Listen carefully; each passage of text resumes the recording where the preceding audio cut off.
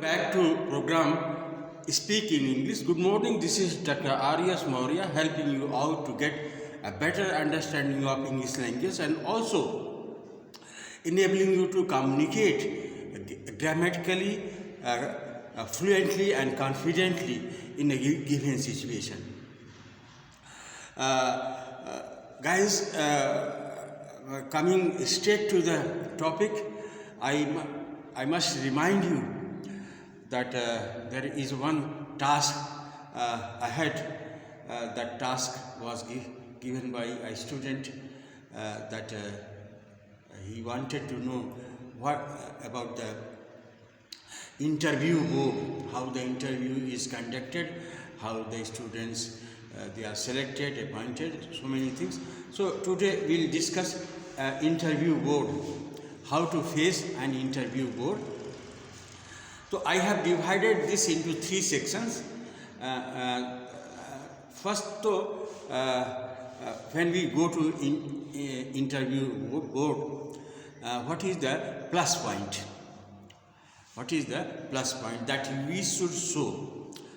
What we should show in interview, this is the first. And the second is what we should not show.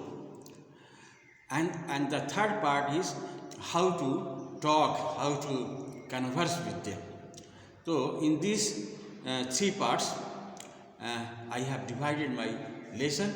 So let us start the first part.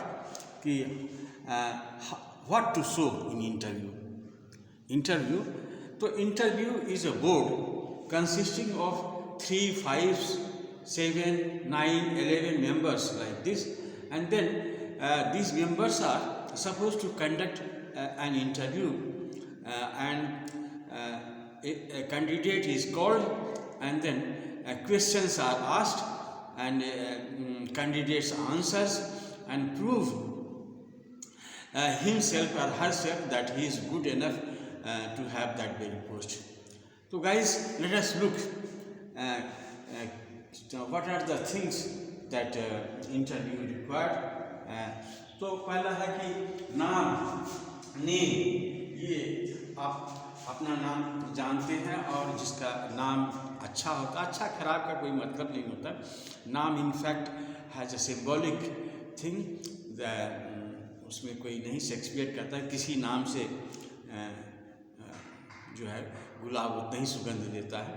तो नाम का उतना important नहीं, लेकिन है the way you answer the name या the way you introduce yourself, your name, that is very important. तो एक चीज़ है नाम देखा जाता है कि आप अपने नाम को किस तरह से बोर्ड में आप रखते हैं, आपका नाम. तो ये चीज़ बात. और इसके बाद देखा जाता है ड्रेस. आपने कौन सा ड्रेस पहन रखा है. It is not necessary that you should put on very costly dress. ये ज़रूरी नहीं है. सिंपल ड्रेस भी हो सकता है, लेकिन it should be neat and clean and well fitted and well deserves to your personality.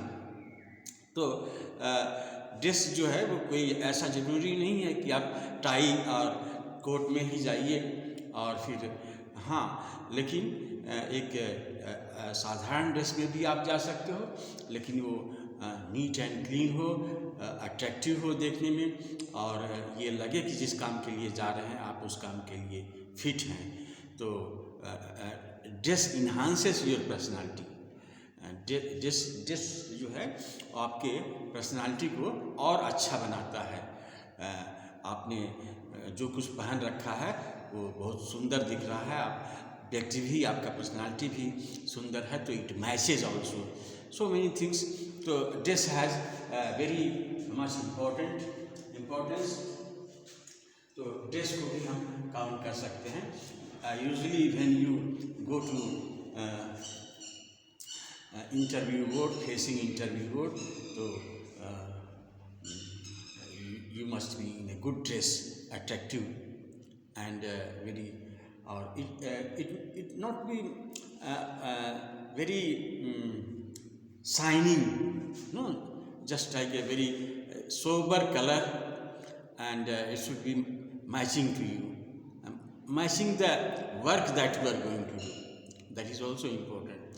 तो जूता भी आपको पहनना पड़ेगा। ऐसा नहीं कि चप्पल में आप चले, अच्छा सा जूता है, ये पॉलिश शू है, तो ये चीज़ देखना जरूरी होता है।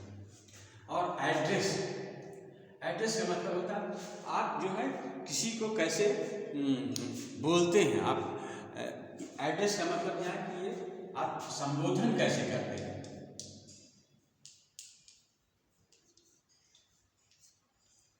अगर आप हैं इंटरव्यू में, तो आप वहाँ पर गए और जो पूछा जा रहा है उसको कैसे कह रहे हैं, तो संबोधन जो है, एड्रेस बहुत इम्पोर्टेंट चीज़ है। The way you address to the people, the way you address to the interview board, that is very important. Address मतलब होता है बोलना, आपका किस तरह से उनको संबोधन करते हैं, यस सर और पोलाइटनेस। तो इसी से संबंधित है कि मैनर्स आपका व्यवहार, आपके कहने का लहजा क्या है, लहजा जो है ये क्या है, आप किस तरह से बात करते हैं, how you talk to the members of interview board in a way, polite way, in a very pleasant way, in a very positive way। तो that is important thing, वो बहुत important चीज़ होता है कि आप मेंबर से आप बात कर रहे हैं तो आप में पॉजिटिविटी दिखनी चाहिए, और दूसरी चीज़ है नम्रता दिखनी चाहिए, ये चीज़ है। और ऐसा लगे कि आप जो है उनसे बातचीत कर रहे हैं और बिल्कुल आप फेमिलियर लगे कि आप उनसे बातचीत कर रहे हैं, डर नहीं होना चाहिए। तो मैनर भी बहुत इम्पोर्टेंट चीज़ होता है। और मैनर से रिलेटेड और दो चीज़ें हैं। एक तो मैनर्स में ये होना चाहिए कि आप उनको ये नहीं शो करना है कि आप सब कुछ जानते हैं, don't pretend that you know everything. और यह भी, और दूसरी चीज़ ये भी नहीं प्रिटेंड करना है कि आप कुछ नहीं जानते। You know everything, you know nothing, दोनों के बीच में आप जो है अपने को बनाए रखें, बैलेंस बनाए रखें दोनों के बीच में, कि जो है हम ऐसा न लगे कि आपको कभी कभी जो है आप क्रॉस कर जाएं इंटरव्यू बोर्ड में, और ये जो इंटरव्यूअर्स हैं उनको कभी भी क्रॉस नहीं कीजिए। क्वेश्चन पूछ रहे हैं उनका एक्सेप्ट कीजिए और उनको आंसर दीजिए, तो क्रॉस नहीं करना है। तो don't pretend that you know everything, don't pretend that you know nothing. आप कुछ नहीं जानते हैं, आप बहुत जानते हैं, ऐसा कुछ नहीं है। आप सिंपली अपने को नॉर्मल बनाए रखें। और इसके बाद जो है हम बताते हैं दूसरी चीज़ है इंटेलिजेंस, इमोशनल इंटेलिजेंस कहते हैं इसको, इमोशनल इंटेलिजेंस।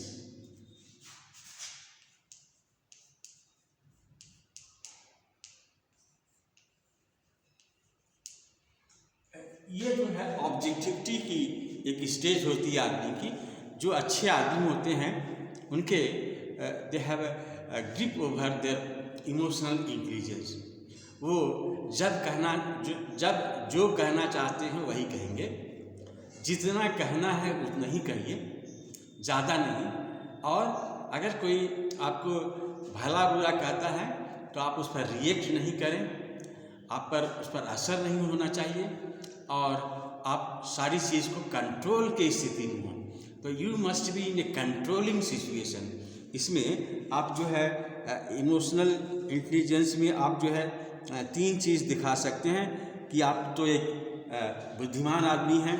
दूसरी चीज़ दिखा सकते हैं कि आप में टॉलरेंस है। टॉलरेंस का मतलब होता है सहिष्णुता, मतलब यू कैन टॉलरेट एवरीथिंग। जैसे आदमी हिंदुस्तान का ऐसे ही है कि वो रिएक्ट करता है, किसी कम्युनिटी से रिएक्ट करता है, किसी विशेष व्यक्ति से रिएक्ट करता है, किसी पार्टी से रिएक्ट करता है। तो ऐसा नहीं होना चाहिए कि आप उससे रिएक्ट करें। आपको टॉलरेंस की स्थिति रखना है। सभी धर्म, सभी लोग, सबको एक नज़रिए से देखने की ये परंपरा होनी चाहिए और वैसे ही आप देखें। तो आपको इमोशनल इंटेलिजेंस जो है आपका बहुत अच्छा होना चाहिए, ब्रीफ होना चाहिए। कि अगर इंटरव्यू बोर्ड में बहुत सारे लोग बैठते हैं, उसमें साइकोलॉजिस्ट भी होते हैं और उसमें सब्जेक्ट एक्सपर्ट भी होते हैं और उसमें ऐसे लोग भी होते हैं जो आपको पोक करें और आप गुस्से में हो जाएं या जो है वो टची हो जाएं। तो इन सारी चीज़ों के लिए आपको इमोशनल इंटेलिजेंस का बहुत ज़रूरी है। आप के पास इंटेलिजेंस होना चाहिए, आपके पास कंट्रोल होना चाहिए, आपके पास टॉलरेंस होना चाहिए और एम्पैथी होना चाहिए।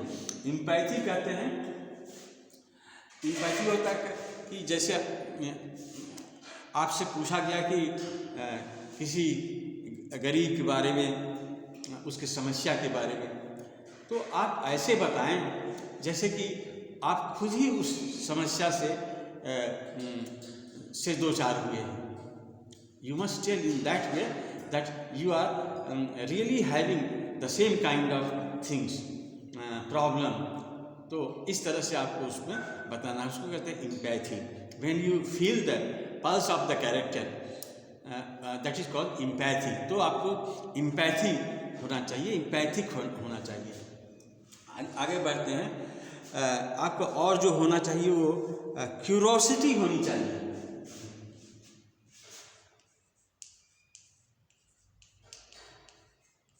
क्यूरोसिटी मतलब होता है उत्सुकता।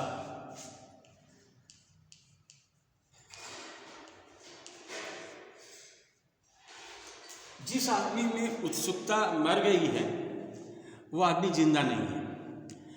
As long as you live on the earth there should be curiosity.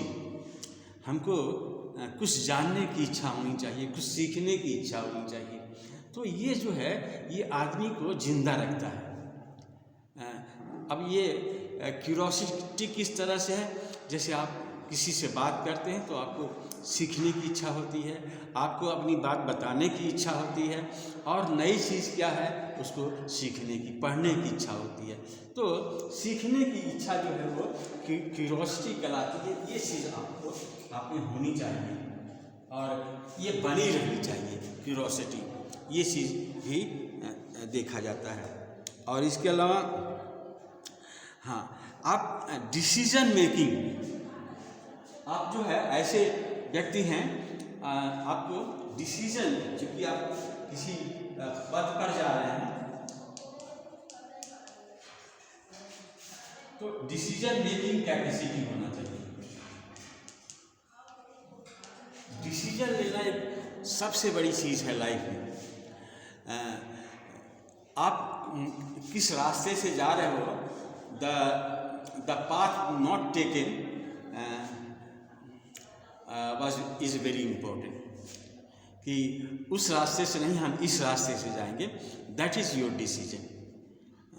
तो और उस पर चलते जाना ये आपका सही डिसीजन होता है। सही रास्ते पर, सही वक्त पर सही काम करना और सही डिसीजन लेना, ये जो है एक बहुत बड़ी चीज़ होती है। ये चीज़ भी इंटरव्यू में देखा जाता है कि बच्चा जो है या कैंडिडेट जो है वो डिसीजन ले सकता है कि नहीं और उस पर चल सकता है। जैसे सब लोग चल रहे हैं उस पर आप चलें तो वो कोई ऐसी चीज़ नहीं है। वो एक अच्छा जो है व्यक्ति वो अपना डिसीजन लेता है और अपने अनुसार वो चलता है। तो this quality should be also added, decision making और कंपैशन होना चाहिए।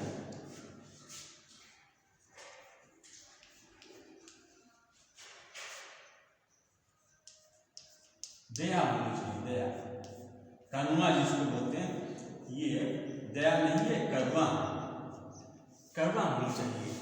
कोई आदमी किसी बैल को मार रहा है और किसी जानवर को मार रहा है या कोई आदमी छोटा बच्चा को मार रहा है, तो नेचुरली आप अगर ह्यूमन बीइंग हैं तो आपको कंपैशन होता है और आपको आपका दिल जो है वो धक से कहता ये चीज़ बंद होनी चाहिए, दिस शुड बी स्टॉप्ड, और यू इंटरफेयर कि नहीं ये चीज़ गलत है। अब जैसे कि एक बड़ा आदमी एक 5 साल के बच्चे को बहुत मार रहा है, तो नेचुरली जो है एक कंपैशन उभरता है और आप जो है उसको रोकते हैं, तो आप ये कहते हैं कंपैशन। तो कंपैशन होना चाहिए। और इसके बाद जो बता रहे हैं, हार्ड वर्किंग होना चाहिए आपको। कैसा होना चाहिए? Hard working. जो आप हैं, आपको ये इंटरव्यू में दिखाना होगा कि आप जो है हार्ड वर्किंग आदमी हैं।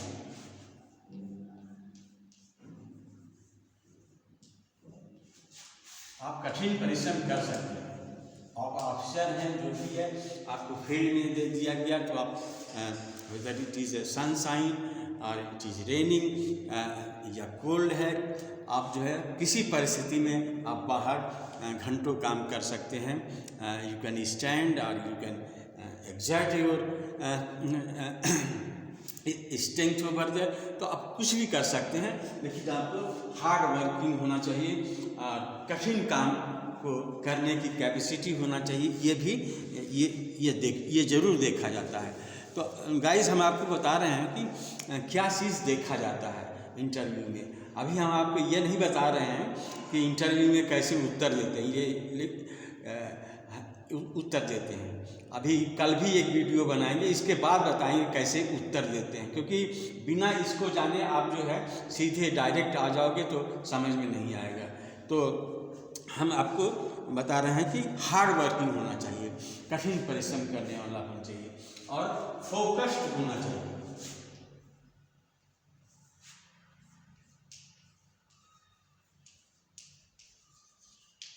फोकस का मतलब होता है, जैसे द्रोणाचार्य ने सभी शिष्यों को बुलाया और कहा कि तुम क्या देख रहे हो। किसी ने कहा पेड़ पे हम जो है फल देख रहे हैं, किसी ने कहा कि हम पत्ते देख रहे हैं, लेकिन जो ऑब्जेक्ट होता है वो अर्जुन ने बताया कि हम जो है चिड़िया की आँख देख रहे हैं। तो because that is the target, और इसी को कहते हैं focused. One should be focused. तो आप जब फोकस्ड पर्सन हैं, इसका मतलब है कि your aim is always on your mind, कि उसको उसी को करना है, क्या करना है उसी को करना है। तो ये आदमी को फोकस्ड होना चाहिए। जिस लिए इंटरव्यू में जा रहे हैं उस काम के लिए आप फोकस्ड हैं कि नहीं, ये देखा जाता है। और इसके बाद जो है देखा जाता है पेशेंस एंड प्रिजर्वेंस।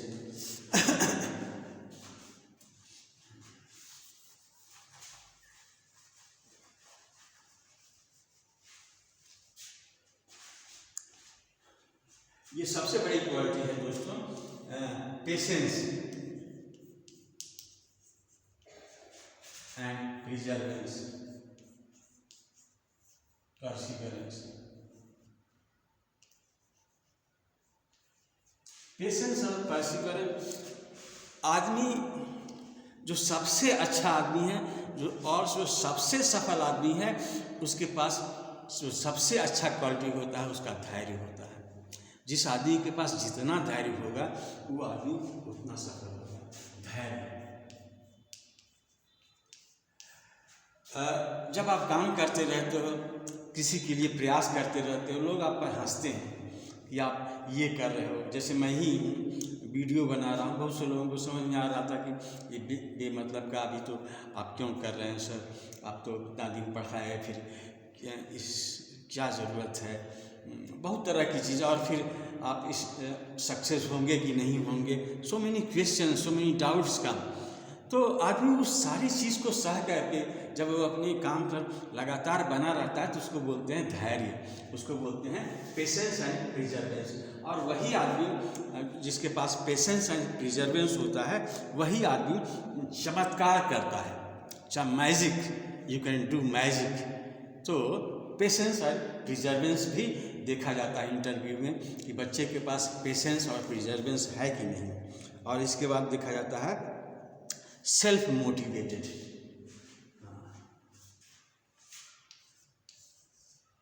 आदमी जो है वो सेल्फ मोटिवेटेड होना चाहिए। सेल्फ मोटिवेटेड का क्या मतलब होता है? जैसे एक मोटिवेशन काम करता है। आजकल देखते हो कि किसी ने आपको 2-4 लाइन बहुत सुंदर कह दी, आप मोटिवेटेड हो गए। तो मोटिवेटेड हो गए तो आप 2-4 दिन बहुत अच्छा से काम किए, फिर इसके बाद जब मोटिवेशन का जुनून ख़त्म होता है धीरे धीरे, तो आप जो है वो काम करना भी धीरे धीरे ख़त्म कर देते हैं। तो जो सफल आदमी होता है वो किसी मोटिवेशन का मोहताज नहीं होता, वो अंदर से मोटिवेटेड होता है, सेल्फ मोटिवेटेड होता है। उसको चार्ज नहीं करना पड़ता कि मोटिवेशन है। जैसे आजकल बहुत ये चल गया है कि फलाने के यहाँ जाइए, you go to certain place and they will motivate you. तो मोटिवेट जैसे अभी कंपनी के वर्कर्स हैं या जो मल्टी कंपनी के सब हैं वो मोटिवेट करते हैं, तो मोटिवेट वो नहीं होता। मोटिवेट 2-4 दिन के लिए होता है। तो ज़्यादा मोटिवेशन का मतलब होता है पागल। कम मोटिवेशन का मतलब है कि आप फ्रस्ट्रेटेड हैं। आपको बनाए रखना पड़ता है मोटिवेशन। तो इसको बोलते हैं सेल्फ मोटिवेटेड। अपने से आप चार्ज होइए, आप देवो भव कि लाइट, अपना लाइट आप खुद बनिए, अपना लाइट आप खुद बनिए। आप दूसरे से के चार्ज से चलिएगा तो थोड़ा दिन चल के फिर ख़त्म हो जाएगा। तो ये देखा जाता है कि आप सेल्फ मोटिवेटेड हैं कि नहीं हैं। और फिर इसके बाद देखा जाएगा कि आप जो है बैलेंस माइंड है कि बरहमत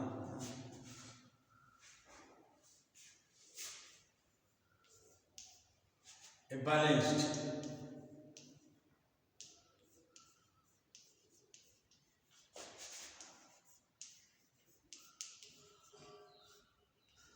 बैलेंस माइंड का होता है कि आपके जो काम हैं और आपके विचार हैं दोनों इंटीग्रेटेड हैं कि नहीं, मिलते हैं कि नहीं। तो आपका दिमाग जो है बैलेंस होना चाहिए, एक तरफा नहीं होना चाहिए। जैसे कोई आया मर्डर करके और कहा कि साहब हमको मार दिया, यहाँ देखिए कट गया, यहाँ कट गया, और इसके बाद जो है आप अफसर हैं बने हुए हैं, और फिर जो आप कैसा आप ही के कम्युनिटी के हैं, तो आप तुरंत जो है अपना बैलेंस खो दिए और दूसरा जो है उस पर केस कर दिए या कुछ भी कर दिए। ऐसा नहीं करना है।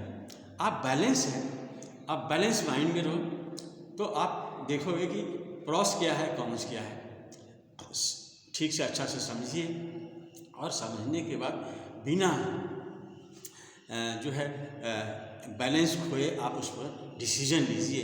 तो इसको बोलते हैं बैलेंस माइंड। बैलेंस माइंड, आपका माइंड जो है बैलेंस होना चाहिए। और कूल एंड कंपोज्ड, ये सबसे बड़ी क्वालिटी है। आप जो है इंटरव्यू बोर्ड में आपको ऐसा लगना चाहिए कि आप जो है कूल एंड कंपोज्ड, शुरू से अंत तक आप जो है न ज़्यादा तेजी हुए हैं न ज़्यादा जो है बहुत लो स्केल में गए हैं। तो आप जो है अपने को एक कंपोज किए हुए हैं। आप एक अच्छे आदमी की तरह आप सारी चीज़ को आपने उत्तर दिया है, रिएक्ट ज़्यादा नहीं किया है, आप जो है टेंशन में नहीं हैं, जो भी है आप उसको एक्सेप्ट करते हैं। तो this is called cool and composed in all situation.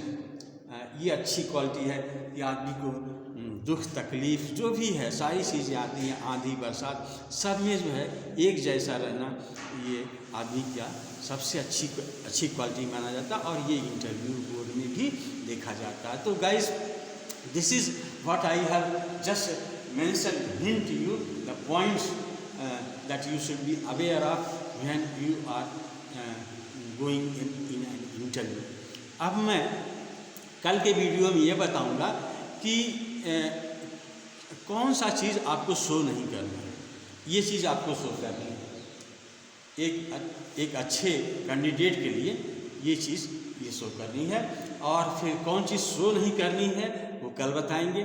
तो ये जनरल हमारा एक असेसमेंट है, बाद में हम बताएंगे कि पर्टिकुलर, और ये हाई मतलब ये जनरल है, और बाद में हम बताएंगे कैसे बोला जाता है, कैसे ये प्रदर्शित होता है. These things will come later.